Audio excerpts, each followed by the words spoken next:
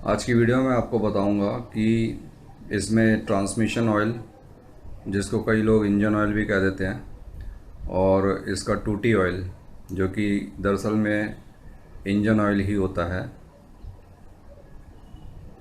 कि कंपनी कौन सा ऑयल रिकमेंड करती है। बहुत से लोगों को ये नहीं पता कि कंपनी किस ब्रांड के ऊपर रिसर्च करके उसको अपनी बुकलेट में भी लिखती है कि हमें इसी ऑयल को भविष्य में रिकमेंडेशन में डालना है। एक्चुअली क्या है कि जब मैंने ये बाइक ली थी तो उस समय कैस्ट्रॉल चलता था, शेल थोड़ा बाद में आया था, और सर्वो के ऑयल जो हैं वो जनरली मिल जाते थे, अभी भी मिलते हैं।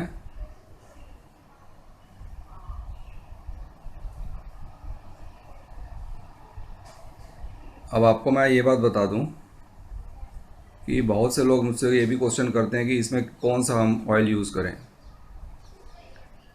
तरह तरह की कंपनी मार्केट में अब आ गई हैं, तो देखिए, मैं तो यही रिकमेंड करूँगा। मैंने अभी तक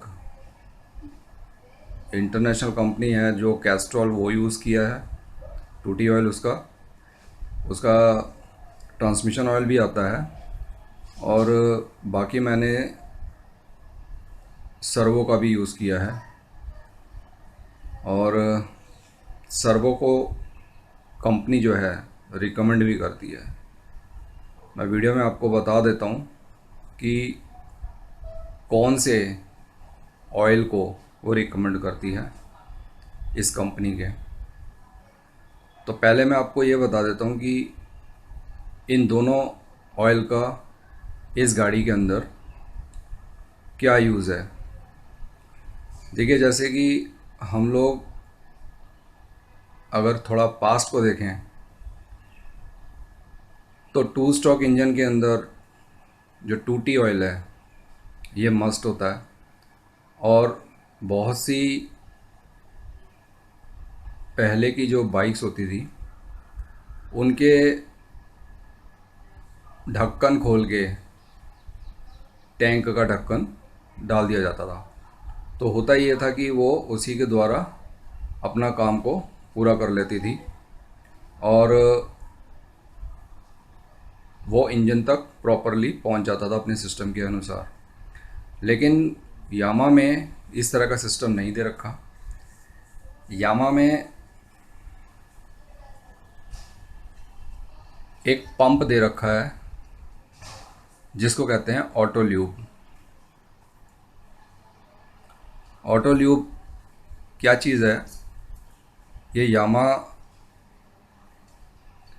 द्वारा ही आविष्कार की हुई है। और आपको ये भी बता दूं कि यामा ने इसके ऊपर पेटेंट भी ले रखा है 1964 में, 1964 में।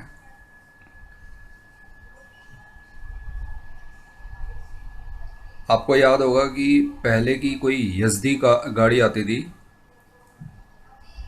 250 सीसी की, 250 सीसी की यज़दी आती थी। जहाँ तक मुझे याद है, उसके टैंक के ढक्कन को खोल के उसमें टूटी डाला जाता था। और इस बाइक में आपको बहुत ही अच्छा सिस्टम दे रखा है, जिसमें कि इंजन के अंदर जाने के लिए आपको एक पंप दे रखा है। पंप से क्या है कि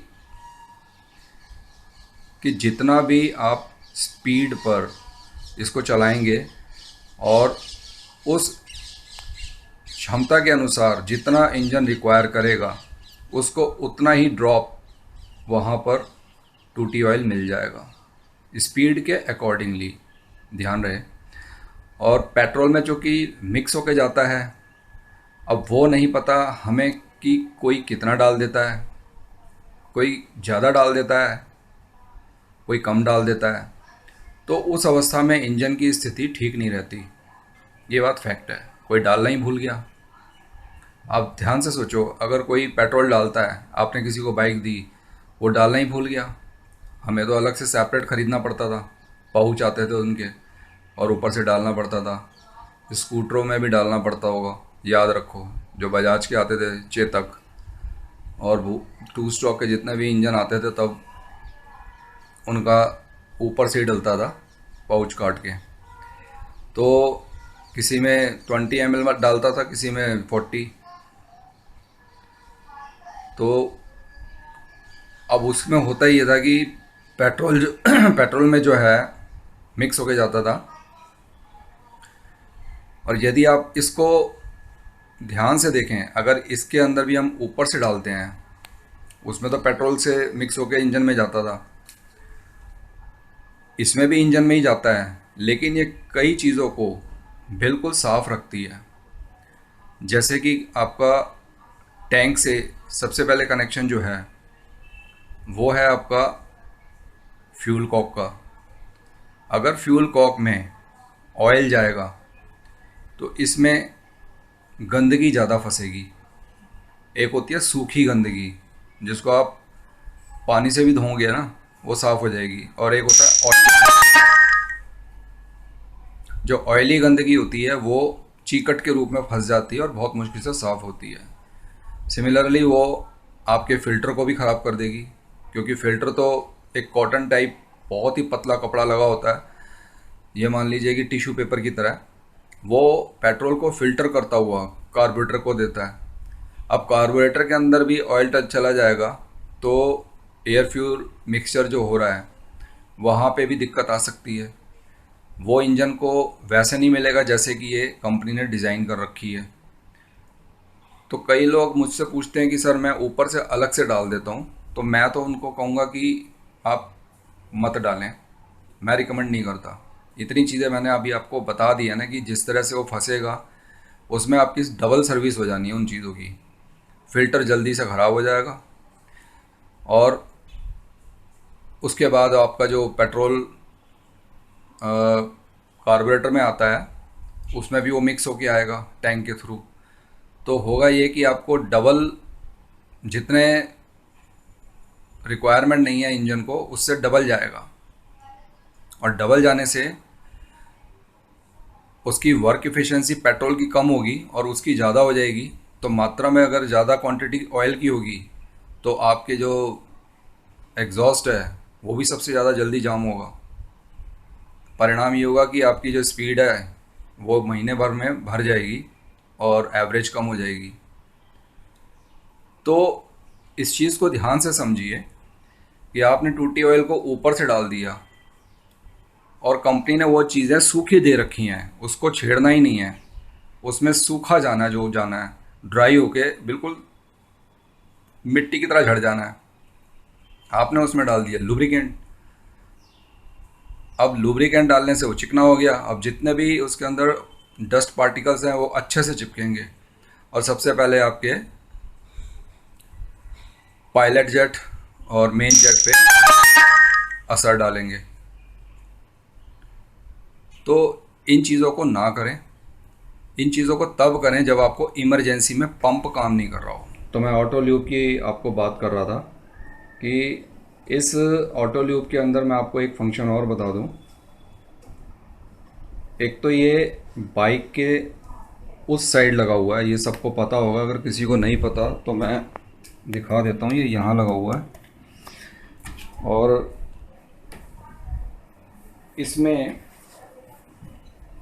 डस्ट ना जाए इसलिए पूरा कवर से पैक किया हुआ है। ये कार्बोरेटर की तरह ओपन नहीं है, और वो पूरी तरह से बंद किया हुआ है, क्योंकि डस्ट पार्टिकल्स उसको गंदा कर सकते हैं। आप कभी भी इस बाइक के उस ढक्कन को खोलेंगे, कवर को कभी भी खोलेंगे, तो वो जनरली आपको क्लीन ही मिलेगा। अब मैं आपको ऑटो ल्यूब के बारे में थोड़ा सा बता देता हूँ। देखिए, ऑटो ल्यूब क्या है कि ये दो शब्दों से बना हुआ है इंग्लिश के। ऑटो यानी कि ऑटोमेटिक, ल्यूब माने लुब्रिकेशन। लुब्रिकेशन क्या होता है? ये हिंदी में इसको चिकना करना कह सकते हैं। हमारे जो सिलेंडर के अंदर वॉल होती हैं जिसमें पिस्टन चलता है, उसका चिकना होना, लुब्रिकेंट होना उसका बहुत ज़रूरी है। और कभी भी आपने ध्यान दिया हो तो जितनी हाई स्पीड पे वो ऊपर नीचे करता है स्टॉक के लिए, उसमें इस ऑयल के अंदर जो चिपचिपाहट है वो नहीं बनती, ये जल जाता है ऑयल। लेकिन इसको जैसे सरसों का तेल होता है ना, उसको अगर बार बार यूं यूं करेंगे तो वो ग्रीस बन जाएगा।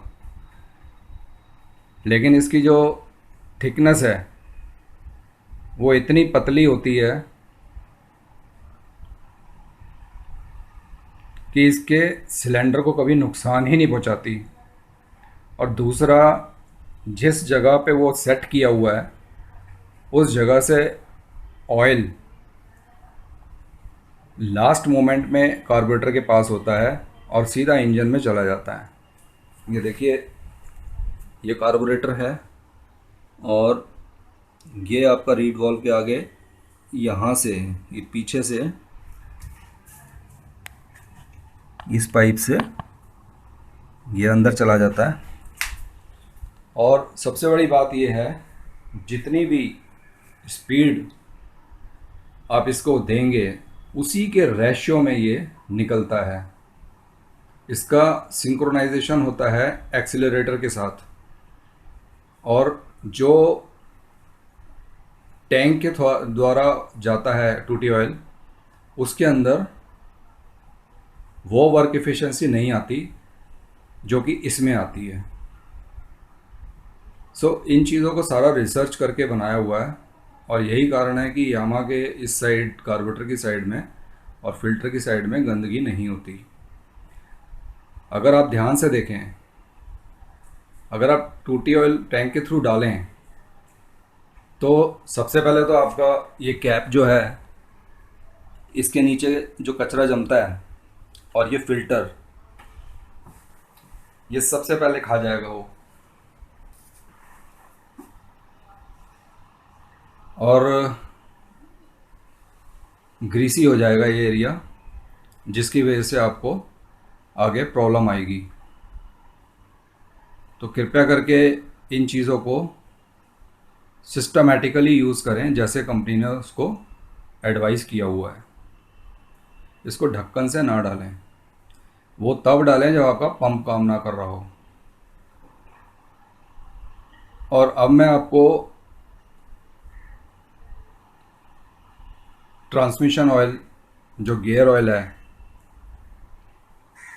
उसके बारे में भी बता देता हूँ कि ट्रांसमिशन ऑयल कंपनी रिकमेंड करती है जब भी बाइक सर्विस पे जाए वो बिल्कुल भी कम नहीं होना चाहिए।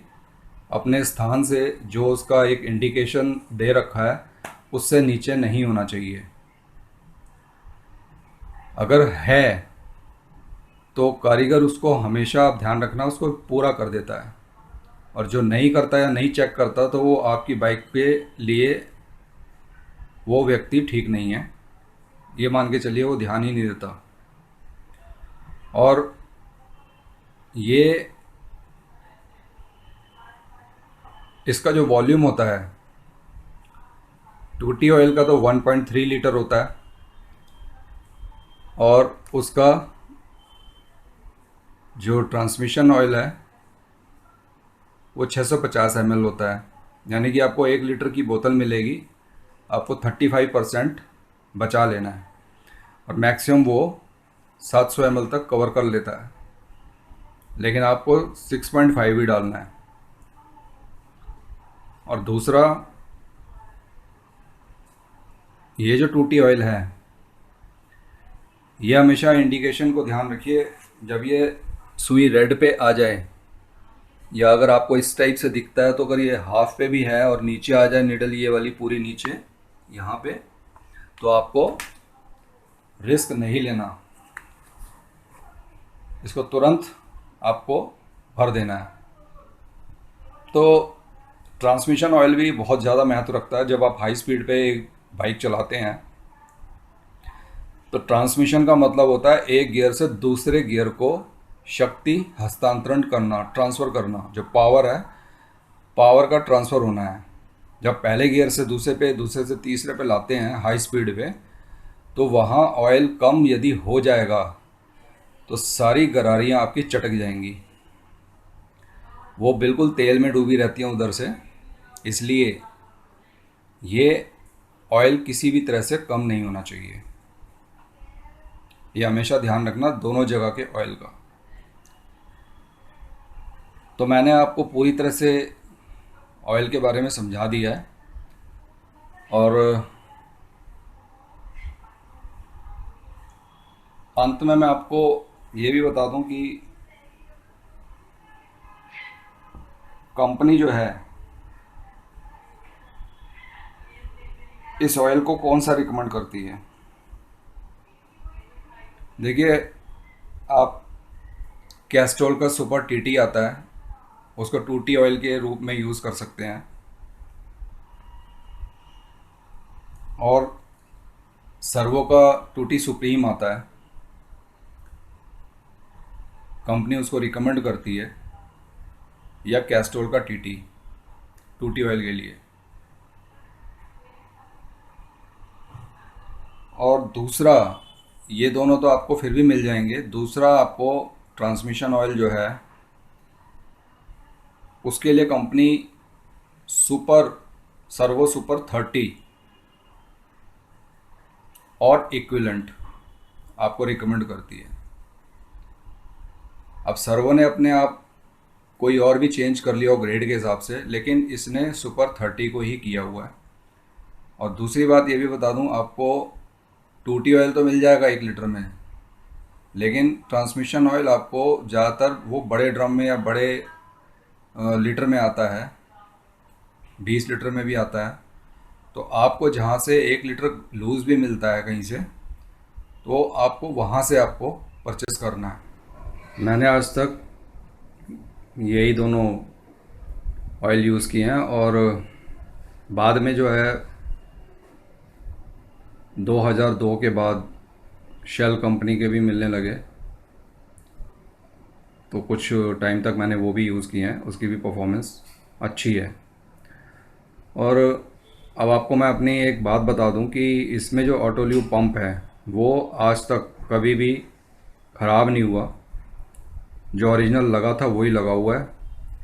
और 25 साल के पीरियड में वो अपनी पूरी सर्विस दे रहा है। और उसके अंदर 5-5 साल वो खुला नहीं है, ऐसे के ऐसे ही बंद है। सिर्फ उसको खोल के ढक्कन को देख लिया जाता था कि वो कहीं से लीक तो नहीं कर रहा। कभी लीक हुआ ही नहीं है, वो बंद कर दिया। और कुछ टाइम में आप ये मान लीजिए 8-10 साल में एक आध बारी सर्विस उसकी हुई होगी। हाँ, ये ज़रूर था कि ये इसकी पाइप को निकाला जाता था, हर सर्विस में वो चेक की जाती थी कि भाई एक्सीलेटर के साथ साथ इसका पंप टूटी ऑयल निकाल रहा है या नहीं। मैंने एक वीडियो भी बनाई हुई है पीछे, जिसमें मेरा कारीगर यहाँ पर आकर के उसको चेक भी कर रहा है।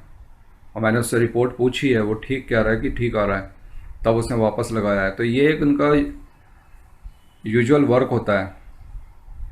तो ये ज़रूर कर लेना चाहिए चेक कि टूटी ऑयल पूरी मात्रा में आ रहा है स्पीड के साथ। जैसे जैसे आप इसकी स्पीड बढ़ाएंगे उसके रेशो में ये निकलता है। तो उसको मेन उसका कवर खोल के चेक करने की ज़रूरत ही नहीं पड़ती। और ये 10-10, 12-12, 15-15 साल तक कोई शिकायत देते ही नहीं है। अगर ढंग से बाइक चला रहे हो, ठीक से सर्विस में चेक कर रहे हो, या फिर उसको आप उसको कभी खोल के अगर देखते हैं तो उसमें छेड़ाखानी नहीं करनी, ना कारीगर कभी करेगा। अगर ढंग का कारीगर होगा तो वो छेड़ेगा भी नहीं उसको, सिर्फ उसकी रिपोर्ट देखेगा बाहर से पाइप के थ्रू। ये जो पाइप मैंने अभी आपको दिखाई है, यहीं से वो चेक कर लेते हैं, यहाँ से इसको निकाल के कि ये किस तरह से अपनी सर्विस दे रहा है। और मैंने तो वीडियोस में कुछ एक अपनी वीडियोस में पंप के बारे में भी शिकायत सुनी है लोगों को कि पंप की वीडियो बनाओ, पंप में जितने भी रबड़ गास्केट होते हैं वो ख़राब हो जाते हैं, उसको चेंज करके उसमें पूरा खोल के सर्विसिंग करके वीडियो बनाओ। मैंने कहा भाई ये तो पॉसिबल नहीं है, हम कारीगर नहीं हैं। लेकिन चूँकि मेरे यहाँ कभी हुआ भी नहीं है तो मैंने कभी वीडियो बनाई भी नहीं ऐसी। हाँ, लेकिन सर्विस होती होगी, बट उसमें क्या क्वालिटी लगी है जो कि इतनी जल्दी रबर कट गए, घिस गए, ये मुझे नहीं पता। मैंने पहले भी बताया है, जापानीज़ माल जापानीज़ होता है, ओरिजिनल ओरिजिनल होता है, और ढंग से चलाओ तो वो पूरा चलता है। तो उसके अंदर भी किसी ने छेड़ाखानी की होगी, पंप ओरिजिनल मिला नहीं होगा, परेशान हो रहा होगा, इंजन से उसका कंसर्न होता है, इंजन बिठा दिया होगा, तो ये सारी बातें आती हैं बीच में। तो उसके बाद ही आदमी जो है सेल आउट करता है। लेकिन हम इसको रिकमेंड करते हैं कि आप जो चीज़ भी ओरिजिनल रखी हुई है आपकी बाइक में, उसको उसके कॉन्फ़िगरेशन के हिसाब से आप उसको चलाएं। अगर आपने ऑयल टैंक के थ्रू डाला तो मैंने उसके माइनस पॉइंट गिनवा दिए हैं। आपको मैंने ये भी सजेस्ट किया कि आप उसको किस अवस्था में यूज़ करें, जब आपको इमरजेंसी हो कि आपका टूटी ऑयल वहाँ तक नहीं पहुँच रहा, और उसके बाद बार बार ना डालें, इसको ठीक करवा लें। पंप नहीं ठीक काम कर रहा तो करवा लें। तो इस तरह से आपको ये मेंटेनेंस रखनी है, तभी मशीन आपको पूरी सर्विस देगी। तो उम्मीद करता हूँ आपको ये ऑयल की वीडियो पूरी तरह से समझ आ गई होगी, और आने वाले टाइम में मैं आपको ये भी बता दूँ, मैंने कुछ पोल के लिए भी पोस्ट किया था अपना चैनल में, और मैंने ये भी पूछा है अपने सब्सक्राइबर से कि मैं अदर देन बाइक और भी टॉपिक्स पे वीडियो बनाना चाहता हूँ, जिससे कि मैं अपना जो नॉलेज है आपको मैक्सिमम और फील्ड में भी दे सकूँ। क्योंकि ये एक बाइक है, इसमें 160-70 वीडियो बनाना अपने में ही एक चैलेंज है। आप खुद सोचिए किस किस विषय पे बना सकता है कोई, तो उसका विषय का भी कोई अंत होता है। तो मैं चाहता हूँ कि मैक्सिमम मैंने बना दी है, मैं उसको रिव्यू भी करूँगा कि मैंने किस किस विषय में बनाई है। फिर मैं आपको और भी विषय जो हैं लाइफ में उनके ऊपर भी वीडियो बना के आपको नॉलेज देना चाहता हूँ, जिससे कि आप उसका भरपूर फ़ायदा उठाएं। और जब तक मैं इसकी वीडियो बना रहा हूँ तब तक आप ये एंजॉय कीजिए। बीच में हो सकता है मेरे किसी और टॉपिक पे भी वीडियो बन जाए, तो आप उसको भी सपोर्ट कीजिए। और उम्मीद करता हूँ आपको ये वीडियो पसंद आई होगी। Thank you for watching this video. अगली वीडियो के लिए आप इंतज़ार कीजिए। Thank you.